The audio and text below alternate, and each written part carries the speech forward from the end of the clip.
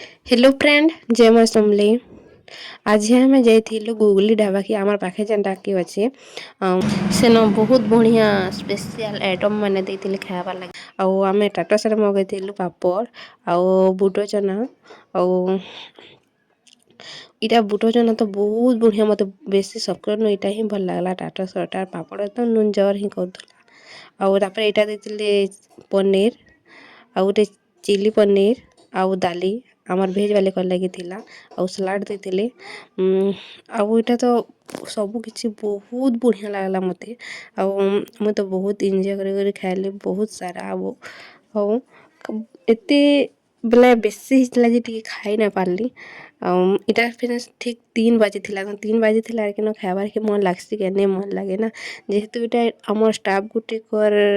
ताको ट्रांसफर हेबार थिला तो से थिला कि ई पार्टीटा आयोजन करा जायथिला ओके।